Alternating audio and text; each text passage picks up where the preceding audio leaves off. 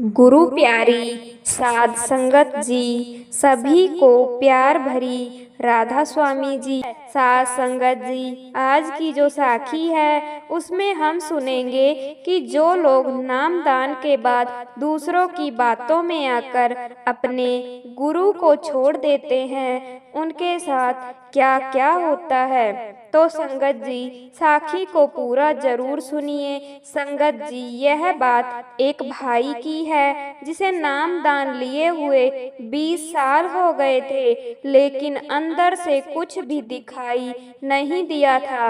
वह भाई अपने भजन सिमरन से भटक चुका था और ऐसे लोगों में जाकर बैठने लगा जो संतों महात्माओं की निंदा करते थे और कहते थे कि यह जो नाम है यह काल के है। अब उस भाई के मन में भी यह बात आने लगी कि यह तो सच में ही काल के नाम होंगे, क्योंकि इतने सालों से मैंने भजन सिमरन किया है लेकिन अंदर से मुझे कुछ दिखाई नहीं दिया। अब उस भाई ने भजन सिमरन करना छोड़ दिया। अब जिसको भी वह भाई मिलता बस यही कहता कि यह नाम मत जपो, यह तो काल के नाम है। ऐसे ही एक दिन वह अपने घर पर बैठा हुआ था और सोचने लगा कि मेरे साथ मेरे दोस्त ने भी नाम दान लिया था, कहीं उसका भी मेरे जैसा हाल ना हो तो मैं उसके पास जाता हूँ और उसे भी समझाकर आता हूँ। अब वह भाई दूसरे सत्संगी भाई के घर चला गया। जब घर पर गया तो उसने कहा, आज मैं तुम्हें कुछ बताने आया हूँ। वह कहने लगा, जो इतने समय से हमने भजन सिमरन लिया हुआ है वह कोई भी नाम नहीं है, वह तो काल के नाम है। जब यह बात उस सत्संगी भाई ने सुनी तो वह हैरान हो गया। वह कहने लगा, तुम किन भ्रमों में भटक रहे हो?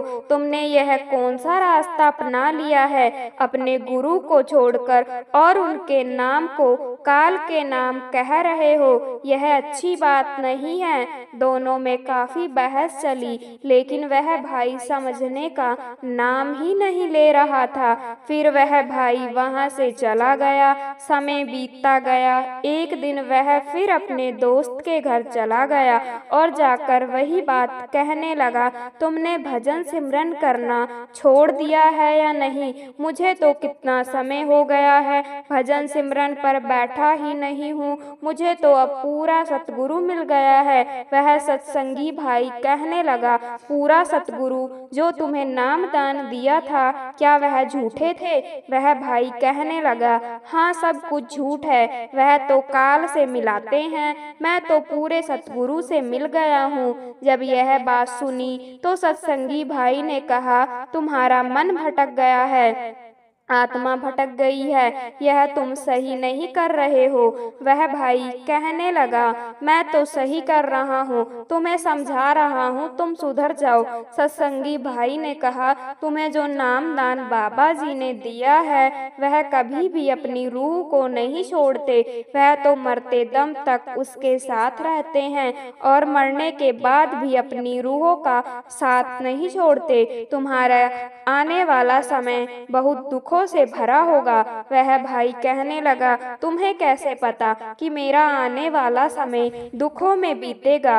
कुछ दिनों बाद उस भाई की तबीयत बहुत खराब हो गई, बिस्तर से भी नहीं उठ पा रहा था। एक दिन उसने सत्संगी भाई को बुलाया और पूछा, तुम्हें कैसे पता था कि मेरे पर दुख आने वाला है? सत्संगी भाई ने कहा, जो लोग दिल से भजन सिमरन करते हैं उन्हें सब पता होता है, तुम्हारा अंत समय नजदीक है, भजन सिमरन पूरा कर लो। यह सुनकर उस भाई ने सत्संगी भाई का मजाक उड़ाया, पर जब उसने देखा कि बाबा जी आए और कहा, भजन सिमरन पूरा कर लो तो तुम्हारा अंत समय नजदीक है, तब उसकी आंखों से आंसू नहीं रुके। उसने सत्संगी भाई को बुलाकर माफी मांगी और कहा, मैं भटक गया था, था। मुझे समझ नहीं आई कि गुरु कभी अपनी रूहों को नहीं छोड़ते। कुछ दिन बाद उस भाई का अंत समय आ गया। जब उसके प्राण निकले, सतगुरु उसे अपने साथ ले गए। संगत जी, ऐसा होता है पूरा गुरु। अगर हमने पूरे गुरु से नाम लिया है तो हमें उन पर पूरा विश्वास होना चाहिए और भजन सिमरन पूरा करना चाहिए। हमें दूसरों की बातों में आकर अपने गुरु को नहीं छोड़ना चाहिए। साध संगत जी, क्या भाग्य का लिखा कभी नहीं मिटता।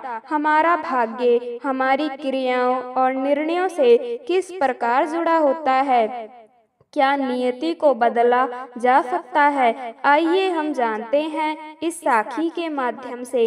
साध संगत जी, एक समय की बात है, एक बहुत ही ज्ञानी पंडित था। वह अपने एक बचपन के घनिष्ठ मित्र से मिलने के लिए किसी दूसरे गांव जा रहा था, जो कि बचपन से ही गूंगा और एक पैर से अपाहिज था। उसका गांव काफी दूर था और रास्ते में कई छोटे छोटे गांव भी पड़ते थे।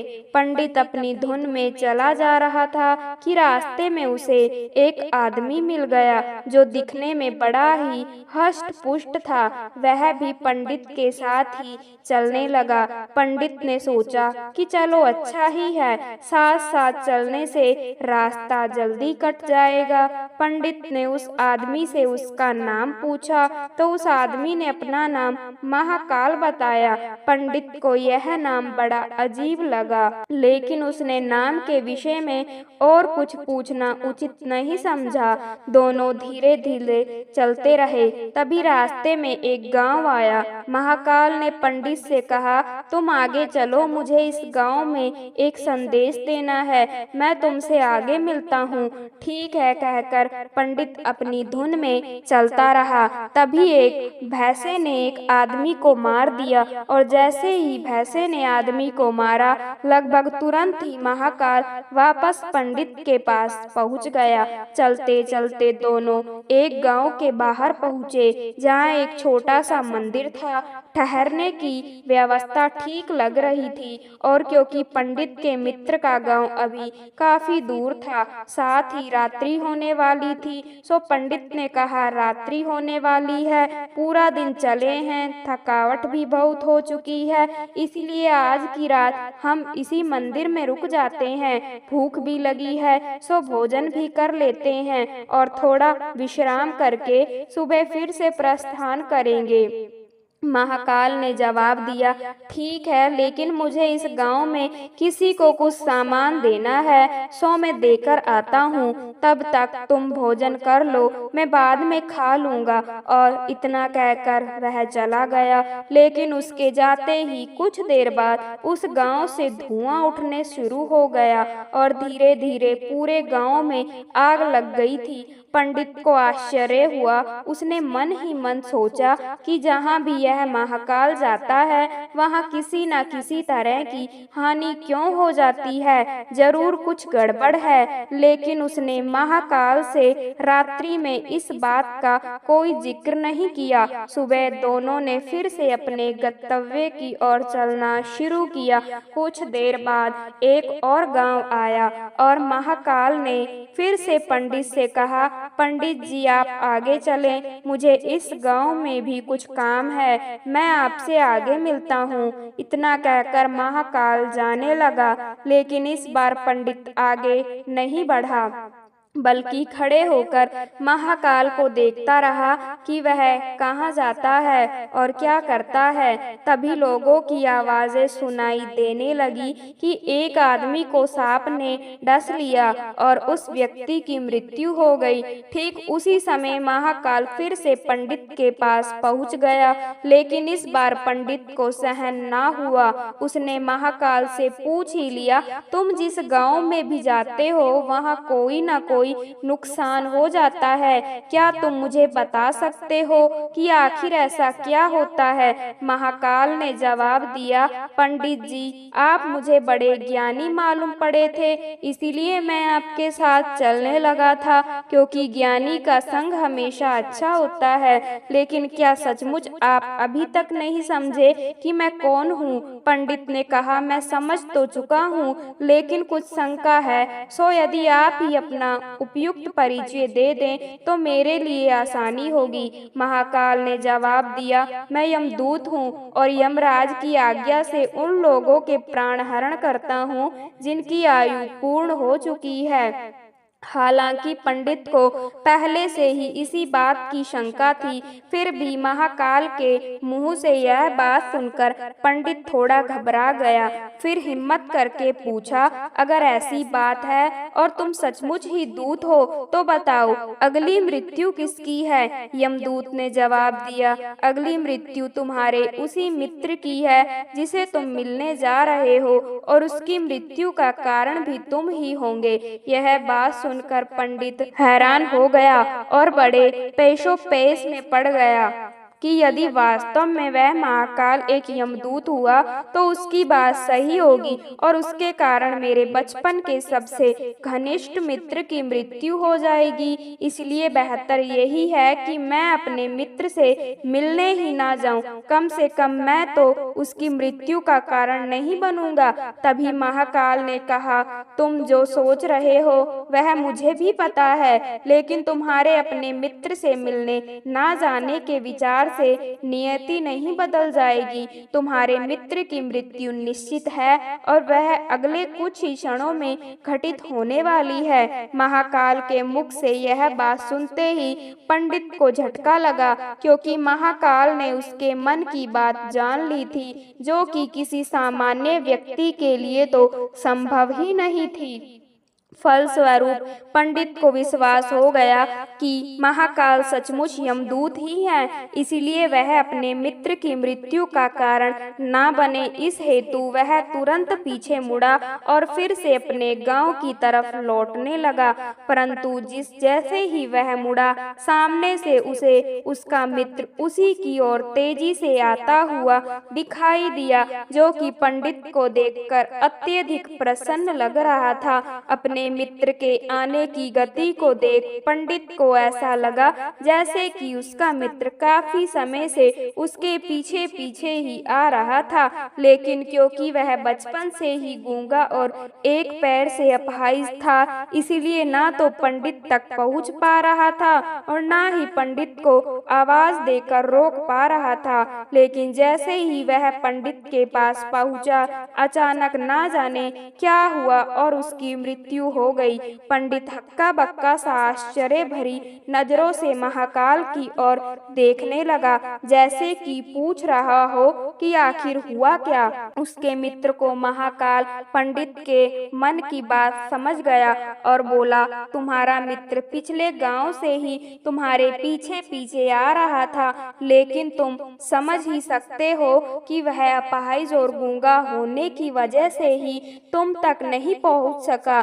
उसने अपनी सारी ताकत लगाकर तुम तक पहुंचने की कोशिश की, लेकिन बुढ़ापे में बचपन जैसी शक्ति नहीं होती शरीर में, इसलिए हृदय आघात की वजह से तुम्हारे मित्र की मृत्यु हो गई और उसकी वजह हो तुम, क्योंकि वह तुमसे मिलने हेतु तुम तक पहुंचने के लिए ही अपनी सीमाओं को लांघते हुए तुम्हारे पीछे भाग रहा था। अब पंडित को पूरी तरह से विश्वास हो गया कि महाकाल सचमुच ही यमदूत है और जीवों के प्राण हरण करना ही उसका काम है, क्योंकि पंडित एक ज्ञानी व्यक्ति था और जानता था कि मृत्यु पर किसी का कोई वश नहीं चल सकता, बस सभी को एक ना एक दिन मरना ही है। इसीलिए उसने जल्दी ही अपने आप को संभाल लिया, लेकिन उसके मन में अपनी स्वयं की मृत्यु के बारे में जानने की उत्सुकता हुई। इसीलिए उसने महाकाल से पूछा, अगर मृत्यु मेरे मित्र की होनी थी तो तुम शुरू से ही मेरे साथ क्यों चल रहे थे? महाकाल ने जवाब दिया, मैं तो सभी के साथ चलता हूँ और हर क्षण चलता रहता हूँ, केवल लोग लोग मुझे पहचान नहीं पाते, क्योंकि लोगों के पास अपनी समस्याओं के अलावा किसी और व्यक्ति, वस्तु या घटना के संदर्भ में सोचने या उसे देखने समझने का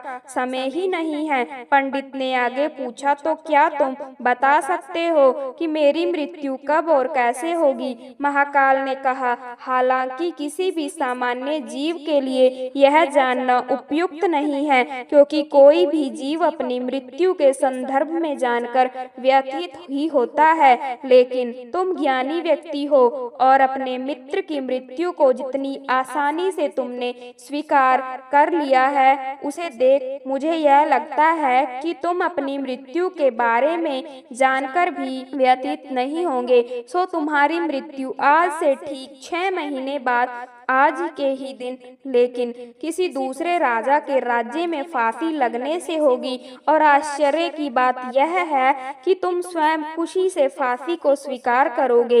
इतना कहकर महाकाल जाने लगा, क्योंकि अब उसके पास पंडित के साथ चलते रहने का कोई कारण नहीं था। पंडित ने अपने मित्र का यथास्थिति जो भी कर्मकांड संभव था किया और फिर से अपने गांव लौट आया। लेकिन कोई व्यक्ति चाहे जितना भी ज्ञानी क्यों न हो, अपनी मृत्यु के संदर्भ में जानने के बाद कुछ तो व्यतीत होता ही है और उस मृत्यु से बचने के लिए कुछ न कुछ तो करता ही है। सो पंडित ने भी किया। चूंकि पंडित विद्वान था, इसीलिए उसकी ख्याति उसके राज्य के राजा तक थी। उसने सोचा कि राजा के पास तो कई ज्ञानी मंत्री होते हैं और वह उसकी इस मृत्यु से संबंधित समस्या का भी कोई ना कोई समाधान तो निकाल ही देंगे। इसीलिए वह पंडित राजा के दरबार में पहुंचा और राजा को सारी बात बताई। राजा ने पंडित की समस्या को अपने मित्रों के साथ बांटा और उनसे सलाह मांगी। अंत में सभी की सलाह से यह तय हुआ कि यदि पंडित की बात सही है तो जरूर उसकी मृत्यु 6 महीने बाद होगी, लेकिन मृत्यु तब होगी जबकि वह किसी दूसरे राज्य में जाएगा। यदि वह किसी दूसरे राज्य में जाए ही ना तो मृत्यु नहीं होगी। यह सलाह राजा को भी उपयुक्त लगी। सो उसने पंडित के लिए महल में ही रहने हेतु उपयुक्त व्यवस्था करवा दी। अब राजा की आज्ञा के बिना कोई भी व्यक्ति उस पंडित से नहीं मिल सकता था, लेकिन स्वयं पंडित कहीं भी आ जा सकता था, ताकि उसे यह ना लगे कि वह राजा की कैद में है। हालांकि वह स्वयं ही डर के मारे कहीं आता जाता नहीं था। धीरे धीरे पंडित की मृत्यु का समय नजदीक आने लगा और आखिर वह दिन भी आ गया जब पंडित की मृत्यु होनी थी। तो जिस दिन पंडित की मृत्यु होनी थी, उससे पिछली रात पंडित डर के मारे जल्दी ही सो गया, ताकि जल्दी से जल्दी वह रात और अगला दिन बीत जाए और उसकी मृत्यु टल जाए। लेकिन स्वयं पंडित को नींद में चलने की बीमारी थी और इस बीमारी के बारे में वह स्वयं भी नहीं जानता था। इसलिए राजा या किसी और से इस बीमारी का जिक्र करने अथवा किसी चिकित्सक से इस बीमारी का इलाज करवाने का तो प्रश्न ही नहीं था, क्योंकि पंडित अपनी मृत्यु को लेकर बहुत चिंतित था। और नींद में चलने की बीमारी का दौरा अक्सर तभी पड़ता है जब ठीक से नींद नहीं आ रही होती। सो उसी रात पंडित को नींद में चलने का दौरा पड़ा। वह उठा और राजा के महल से निकलकर अस्तंबल में आ गया, क्योंकि वह राजा का खास मेहमान था। इसीलिए किसी भी पहरेदार ने उसे ना तो रोका, ना किसी तरह की पूछताछ की। अस्तंबल में पहुंचकर वह सबसे तेज दौड़ने वाले घोड़े पर सवार होकर नींद की बेहोशी में ही राज्य की सीमा से बाहर दूसरे राज्य की सीमा में चला गया। इतना ही नहीं, वह दूसरे राज्य के राजा के महल में पहुंच गया और संयोग हुआ यह कि उस महल में भी किसी पहरेदार ने उसे नहीं रोका, ना ही कोई पूछताछ की, क्योंकि सभी लोग रात के अंतिम पहर की गहरी नींद में थे। वह पंडित सीधे राजा के शयन कक्ष में पहुंच गया। रानी के एक तरफ उस राज्य का राजा सो रहा था, दूसरी ओर स्वयं पंडित जाकर लेट गया।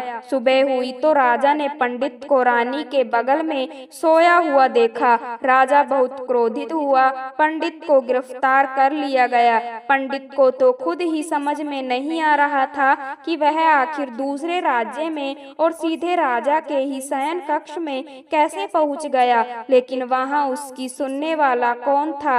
राजा ने पंडित को राज दरबार में हाजिर करने का हुक्म दिया। कुछ समय बाद राजा का दरबार लगा, जहां राजा ने पंडित को देखा और देखते ही इतना क्रोधित हुआ कि पंडित को फांसी पर चढ़ा दिए जाने का फरमान सुना दिया।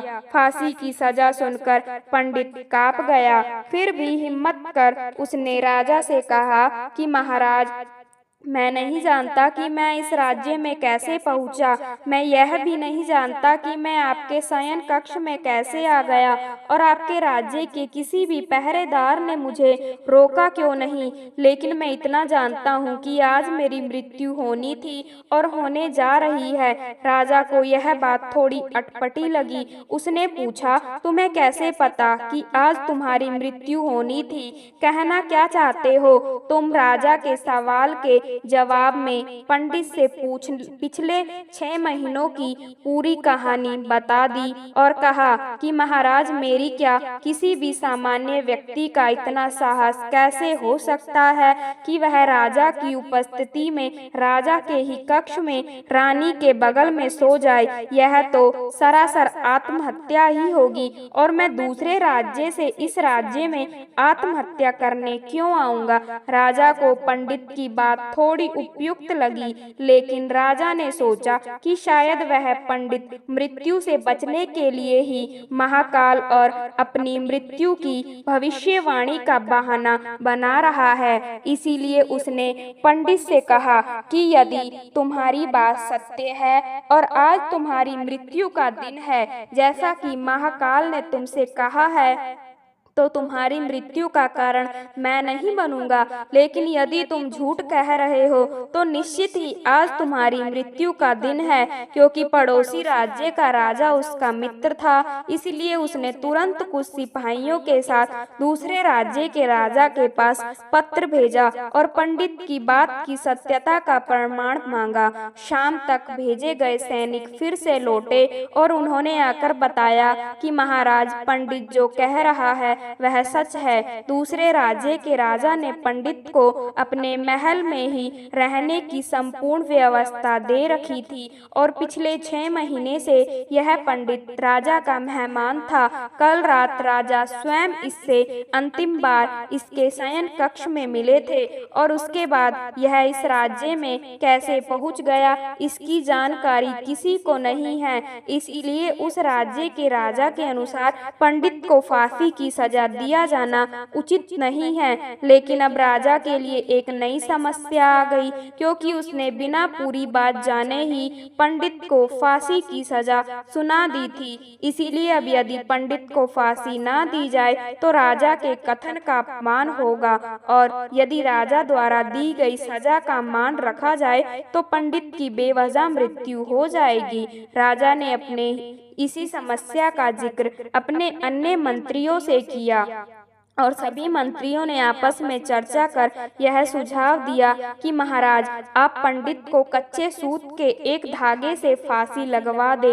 इससे आपके वचन का मान भी रहेगा और सूत के धागे से लगी फांसी से पंडित की मृत्यु भी नहीं होगी, जिससे उसके प्राण भी बच जाएंगे। राजा को यह विचार उपयुक्त लगा और उसने ऐसा ही आदेश सुनाया। पंडित के लिए सूत के धागे का फांसी का फंदा बनाया गया और नियमानुसार पंडित को फांसी पर चढ़ाया जाने लगा। सभी खुश थे कि ना तो पंडित मरेगा, ना राजा का वचन झूठा पड़ेगा। पंडित को भी विश्वास था कि सूत के धागे से तो उसकी मृत्यु नहीं होगी, इसीलिए वह भी खुशी खुशी फांसी पर चढ़ने को तैयार था, जैसा कि महाकाल ने उसे कहा था। लेकिन जैसे ही पंडित को फांसी दी गई, सूत का धागा तो टूट गया, लेकिन टूटने से से पहले उसने अपना काम कर दिया। पंडित के गले की नस कट चुकी थी। उसे सूत के धागे से और पंडित जमीन पर पड़ा तड़प रहा था। हर धड़कन के साथ उसके गले से खून की फुहार निकल रही थी और देखते ही देखते कुछ ही क्षणों में पंडित का शरीर पूरी तरह से शांत हो गया। सभी लोग आश्चर्यचकित थे, हक्के बक्के रह गए। पंडित को मरते हुए देखते रहे। किसी को विश्वास ही नहीं हो रहा था कि एक कमजोर से सूत के धागे से किसी की मृत्यु हो सकती है, लेकिन घटना घट चुकी थी। नियति ने अपना काम कर दिया था। जो होना होता है वह होकर ही रहता है। हम चाहे जितनी सावधानियां बरते या चाहे जितने उपाय कर ले, लेकिन हर घटना और उस घटना का सारा ताना बाना पहले से निश्चित है, जिसे हम रत्ती भर भी इधर उधर नहीं कर सकते। इसीलिए ईश्वर ने हमें भविष्य जानने की क्षमता नहीं दी है, ताकि हम अपने जीवन को ज्यादा बेहतर तरीके से जी सकें। समय से पहले और भाग्य से ज्यादा कभी नहीं मिलता। एक दरिद्र परिवार बेहद दुखी था। एक दिन माता पार्वती जब आकाश मार्ग से कहीं जा रही थी तो उन्हें इस परिवार की स्थिति देखकर दया आ गई। माता पार्वती ने भगवान से अनुरोध किया, प्रभु आप तो सर्वशक्तिमान हैं, आप इन पीड़ितों का कल्याण क्यों नहीं करते। भगवान शिव उत्तर में केवल मुस्कुराए और बोले, देवी यह स्थिति उनका प्रारब्ध है, फिर भी आप जैसा कहें वैसे मैं इनको सहायता प्रदान करता हूँ। माँ पार्वती के कहने पर भगवान शिव ने परिवार को एक एक वरदान देने पर राजी हो गए। भगवान शिव माँ पार्वती के साथ परिवार के समक्ष प्रकट हुए और सबको अपनी इच्छा अनुसार वरदान मांगने के लिए कहा। महिला और उनका परिवार यह सुनकर बहुत खुश हो गए। सबसे पहले महिला ने वरदान की याचना की और बोली, भगवान आप मुझे दुनिया की सबसे सुंदर महिला बना दे। प्रभु के तथास्तु कहते ही वह महिला सुंदर युवती में बदल गई। उसका पति यह देखकर मन ही मन सोचने लगा कि अब वह मुझे छोड़कर चली जाएगी। उससे अपनी पत्नी की खुशी सहन नहीं हो रही थी। अब वरदान मांगने की बारी महिला के पति की थी और उसने मांगा, भगवान मेरी पत्नी को कुरूप राक्षसी बना दे। प्रभु के तथास्तु कहते ही वह महिला सुंदर युवती से राक्षसी बन गई। यह इच्छा भी पूरी हो गई। उनका बच्चा अपनी माँ का रूप देखकर रोने लगा। उससे वरदान मांगने को कहा तो वह रोते रोते बोला, भगवान मेरी माँ जैसी थी उसे वैसा ही बना दे। उसकी माँ अपने असल रूप में वापस आ गई। तीनों वरदान भी मांग लिए गए पर स्थिति वैसी की वैसी ही रही। वहां से लौटते हुए भगवान शिव ने माँ पार्वती से कहा, हम चाहे तब भी मनुष्य के भाग्य को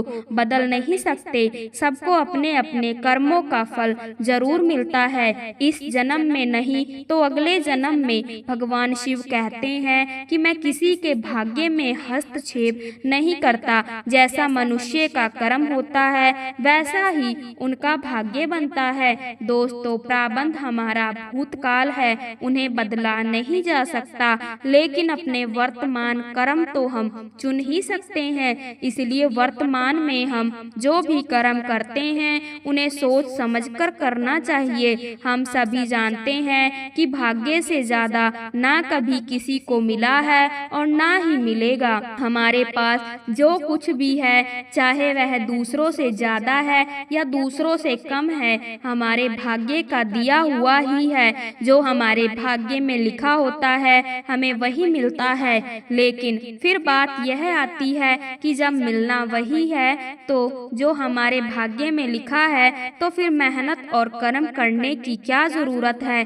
तो दोस्तों होता यह है कि मेहनत और कर्म करना भी हमारे भाग्य में लिखा होता है और उसी के अनुसार हमारी जिंदगी चलती है। कुछ लोग बहुत मेहनत करते हैं और तब जाकर उन्हें सफलता मिलती है, लेकिन कुछ लोग कम मेहनत करते हैं और उन्हें सफलता भी ज्यादा जल्दी मिल जाती है। यह सब भाग्य का ही खेल है। किसी के भाग्य में होता है कि वह जब तक मेहनत नहीं करेगा तब तक उसे कुछ नहीं मिलेगा, और किसी के भाग्य में होता है कि वह कम मेहनत भी करेगा तो भी उसे ज्यादा मिलेगा। भाग्य के इस चक्कर को समझना बहुत मुश्किल है। बस हम इतना समझ लें कि जो होता है और जो हम करते हैं वह सब हमारी किस्मत का लिखा होता है। बहुत समय पहले की बात है, एक गांव के मंदिर में एक पुजारी था। वह पुजारी अपना सारा समय मंदिर की सफाई, पूजा पाठ, आने जाने वालों के लिए पूजा करने में ही बिताता था। उसके परिवार में कोई नहीं था और वह अपना खाना पाना मंदिर में होने वाले चढ़ावे से ही चलाता था। वह पुजारी व्यवहार का बहुत अच्छा था। उसके मन में पैसों के प्रति ज्यादा लालच नहीं था। मंदिर में जब भी ज्यादा चढ़ावा होता तो वह दूसरे लोगों की भी मदद करता था।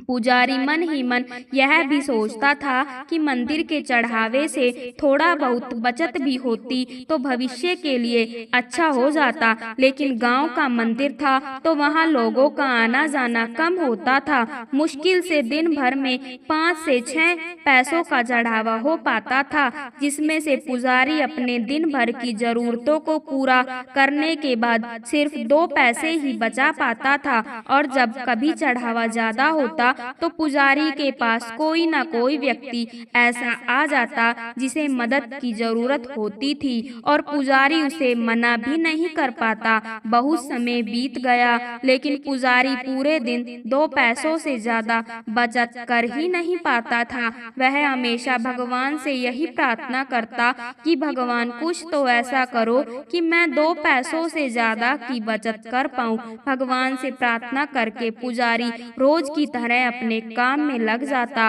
कुछ समय बाद पुजारी की शादी हो गई। घर में अब 2 लोग हो गए और खर्चा चलाने के लिए ज्यादा पैसों की जरूरत पड़ने लगी। पुजारी की शादी होने के बाद मंदिर में लोगों का आना जाना बढ़ने लगा, जिसकी वजह से चढ़ावा भी ज्यादा होता। और अब पुजारी अपने घर के खर्चे पूरे करने के बाद 10 पैसे रोज बचाने लगा।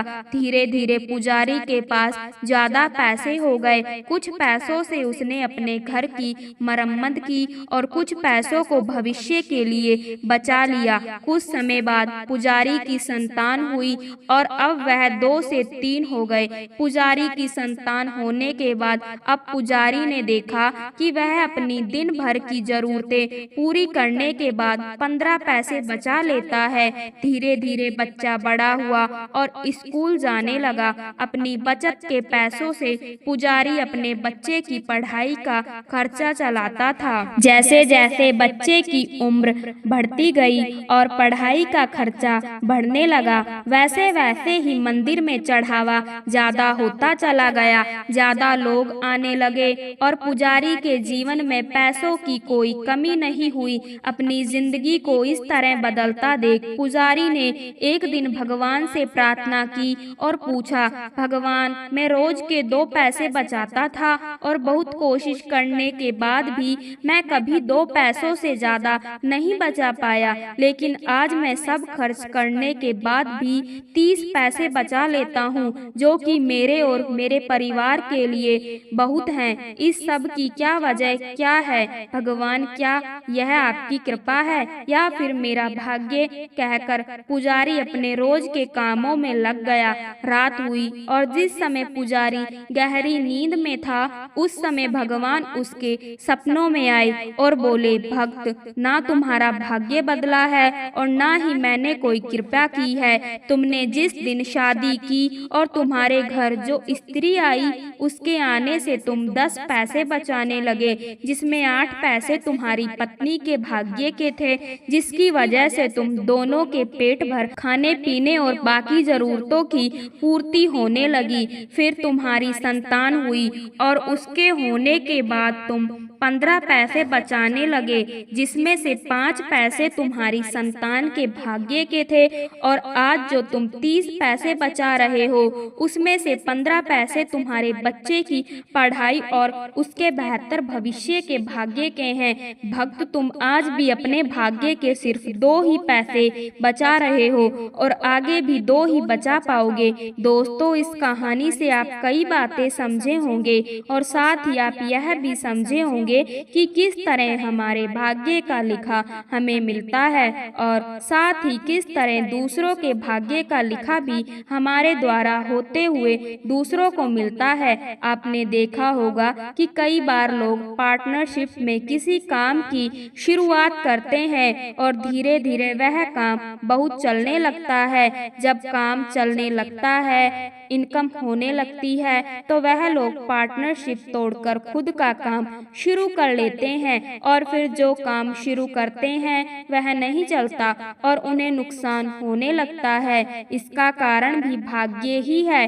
कई दफा ऐसा होता है कि दूसरे के अच्छे भाग्य की वजह से हमारा भी अच्छा होने लगता है, लेकिन हम यह बात नहीं समझ पाते और ज्यादातर लोग ऐसी बातों को मानते भी नहीं हैं।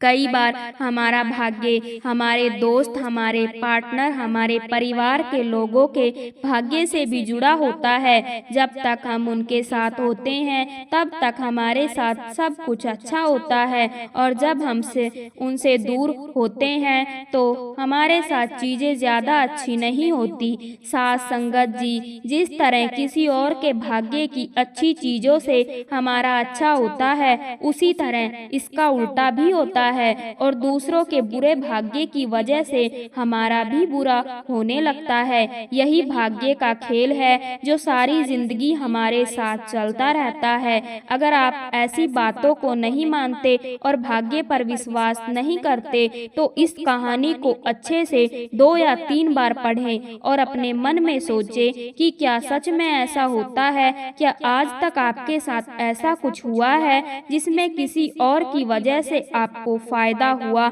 या फिर आपके परिवार में किसी सदस्य के बढ़ने से आपके साथ कुछ बेहतर हुआ? इन सवालों के जवाब जब आप खुद को देंगे तो इस कहानी से मिलने वाली सीख को आप बेहतर तरीके से समझ लेंगे। भाग्य का लिखा कोई टाल ना सके, ईश्वर का दिया हुआ हक कोई पराया ना मार सके, उनका दिया हुआ दर्द अपने पराये ना बांट सके, अंतरात्मा की वेदना को कोई ना जान सके, भाग्य में क्या लिखा कोई ना पहचान सके, जो अनहोनी होनी है होनी में कोई ना टाल सके, ब्रह्मा की खींची हुई लकीर को कोई ना मिटा सके, राजा हो या महाराजा अपनी औलाद की तकदीर की लकीर कोई खींच ना सका। जैसे राजा हरिश्चंद्र तकदीर का मारा फकीर बना, ब्रह्मा का लिखा टाल ना सका, भाग्य में लिखा जान ना सका। जैसे कृष्ण के मित्र सुदामा भाग्य में लिखा दरिद्रता को पहचान ना सका, दर दर भटकता रहा था अन्न के कण कण के लिए। जब तक ना बीता तकदीर का समय तब तक द्वारिकाधीश भी कुछ कर ना सका। ब्रह्मा की खींची हुई लकीर श्री कृष्ण भी मिटा ना सका। तकदीर में जो लिखा होता है वह होकर ही रहता है। भाग्य का लिखा जनक नंदिनी ने भी भोगा है। वो जनक की राजकुमारी स्वयंवर रचाई तो बनी अयोध्या की महारानी पर भाग्य में था वनों का योग कैसे करे। सीता महलों में राजभोग तकदीर में लिखा था। सीता का हरण कैसे लेती, सीता राम के चरणों में शरण राम के हाथों था। रावण का मरण हनुमान के हाथों था। लंका का दहन सीता थी। पवित्र पतिव्रता नारी रावण की परेशानी से कलंकित हुई। सीता तकदीर की खींची लकीर से बच ना पाई। प्राण से भी ज्यादा प्राणनाथ को चाहने वाली, जान से भी ज्यादा लव कुश से प्यार करने वाली सीता राजभोग सुख छोड़ अग्निकुंड में अपना अस्तित्व मिटा। जन्मदाता तो माता पिता कर्मदाता ब्रह्मा परवदिगार है। ब्रह्मा का खींची लकीर को कोई मिटा नहीं सकता। तकदीर में जो लिखा है वह कोई टाल नहीं सकता। इस दुनिया में कर्म को मानने वाले लोग कहते हैं भाग्य कुछ नहीं होता, और भाग्यवादी लोग कहते हैं किस्मत में जो कुछ लिखा होगा वही होकर रहेगा। यानी इंसान कर्म और भाग्य इन दो बिंदुओं की धुरी पर घूमता रहता है और एक दिन इस जग को अलविदा कहकर चला जाता है। भाग्य और कर्म को अच्छे से समझने के लिए पुराणों में एक कहानी का उल्लेख मिलता है। एक बार देव ऋषि नारद जी बैकुंठ धाम गए। वहां उन्होंने भगवान विष्णु का नमन किया। नारद जी ने श्री हरि से कहा, प्रभु, पृथ्वी पर अब आपका प्रभाव कम हो रहा है।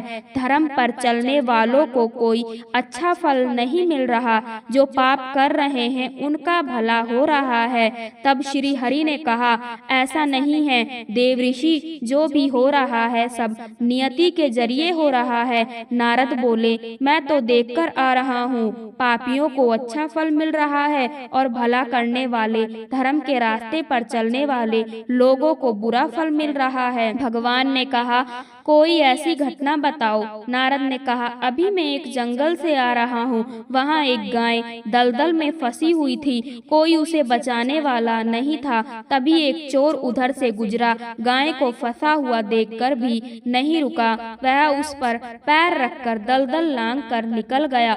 आगे जाकर चोर को सोने की मोहरों से भरी एक थैली मिली। थोड़ी देर बाद वहाँ से एक वृद्ध साधु गुजरा। उसने उस गाय को बचाने की पूरी कोशिश की, पूरे शरीर का जोर लगाकर उस गाय को बचा लिया। लेकिन मैंने देखा कि गाय को दलदल से निकालने के बाद वह साधु आगे गया तो एक गड्ढे में गिर गया। प्रभु बताइए, यह कौन सा न्याय है? नारद जी की बात सुन लेने के बाद प्रभु बोले, यह सही ही हुआ। जो चोर गाय पर पैर रखकर भाग गया था, उसकी किस्मत में तो एक खजाना था, लेकिन उसके इस पाप के कारण उसे केवल कुछ मोहर ही मिली। वही उस साधु को गड्ढे में इसलिए गिरना पड़ा क्योंकि उसके भाग्य में मृत्यु लिखी थी, लेकिन गाय को बचाने के कारण उसके पुण्य बढ़ गए और उसकी मृत्यु एक छोटी सी चोट में बदल गई। इंसान के कर्म से उसका भाग्य तय होता है। इंसान को कर्म करते रहना चाहिए, क्योंकि कर्म से भाग्य बदला जा सकता है। बुरे से बुरे के लिए तैयार रहो, सर्वोत्तम की आशा करो और जो आ जाए उसको स्वीकार करो। यही भाग्यवादी के विरोध में कोई हथियार काम नहीं करता है। भाग्य के आगे कुछ भी नहीं चलता है। कोई ऐसा दुर्भाग्य नहीं जिसको अनादर पूर्वक पराजित ना किया जा सके। एक बुद्धिमान इंसान किस्मत पर भरोसा करता है और अनियमित या सन की इंसान संयोग में विचार दर्शन के लिए नेतृत्व करते हैं। आगे बढ़ते हुए काम बनाया जाता है, काम आदतों को बनाता है, आदतें लक्ष्य या जीवन के चरित्र बनाती है और चरित्र हमारी नियति स्थापित करता है। इतना वक्त कहाँ है? अपनी किस्मत को देखो। बस अपनी माँ की मुस्कुराहट देखकर समझ जाता हूँ अपनी किस्मत अच्छी है। भाग्य की लकीरों पर भरोसा करना छोड़ दिया है। इस दुनिया में लोग ही बदल जाते हैं, फिर भाग्य क्या है? यदि भाग्य ईश्वर के हाथों लिखा होता तो सबसे अच्छा हमारा ही होता, मगर भाग्य तो हमारे कर्मों व इच्छाओं द्वारा लिखे जाते हैं। ईश्वर की इच्छा से नहीं, अपना भाग्य स्वयं ही लिखना होगा। यह कोई लेटर नहीं जो किसी से लिखवा ले गए। जो किस्मत में लिखा है वह भाग्य के आगे आएगा और जो नहीं लिखा है वह भागकर चला जाएगा। फिर खुश या दुखी होने की क्या आवश्यकता है? आप अपने कर्म करते रहो। आपकी आज की मेहनत ही कल का भाग्य है। खुद को हालातों का गुलाम मत समझो। आप स्वयं अपने भाग्य के विधाता हैं। समय से लड़कर जो अपनी किस्मत बदल दे वही इंसान विजय होता है। जो अपनी किस्मत से बदल दे, आगे क्या होगा यह ना सोचो। क्या मालूम समय अपनी सूरत ही बदल दे। भाग्य जैसी कोई चीज नहीं है और जो हमें केवल अप्रत्याशित घटना दिखाई पड़ती है वह प्रारब्ध के गहन कम स्रोत से प्रकट होती है। हर एक बदनसीब आने वाले कल की खुश नसीबी का संकेत लेकर आती है। किस्मत के भरोसे बैठ जाने जाने से किस्मत सोई ही रहती है। हिम्मत कर खड़े होने पर भाग्य भी खड़ा हो उठता है। हमारी किस्मत सितारों में नहीं बल्कि हमारे कर्मों में निहित होती है। जो लोग सौभाग्य को अपनी योग्यता का परिणाम समझने की गलती करते हैं वह अनिवार्य रूप से घोर संकट की ओर अग्रसर हैं। दुर्भाग्य के विषय में एक ही बात सुनिश्चित है, यह बदलेगा थोड़ा अधिक दृढ़ निश्चय, थोड़ा अधिक साहस, थोड़ा अधिक कार्य, बस यही सौभाग्य है। किस्मत की बात है, हाथों की लकीरों में लिखा है। जो तकदीर में जितना ही लिखा वही काफी है। यह सब किस्मत की बातें हैं, हाथों की लकीरों में ना देखो। किस्मत तो उनकी भी होती है जिनके हाथ नहीं होते। बंद मुट्ठी में महफूज भी तकदीर हमारी खोलकर हाथ की रेखाओं का खजाना दिखा दिया। यह लकीरें भी छल करने लगी है हमसे, कभी दिखती है तो कभी मिटती है। काश मैं बदल पाता वह जो उसे विधाता ने लिखा है भाग्य में मेरे, पर शायद आज भी मेरी कलम में इतनी ताकत ना तो थी और ना ही होगी। साथ संगत जी, ऐसी ही रूहानी सत्संग साखियाँ सुनने के लिए चैनल को सब्सक्राइब जरूर करें और कमेंट में राधा स्वामी जरूर लिखें। राधा स्वामी जी।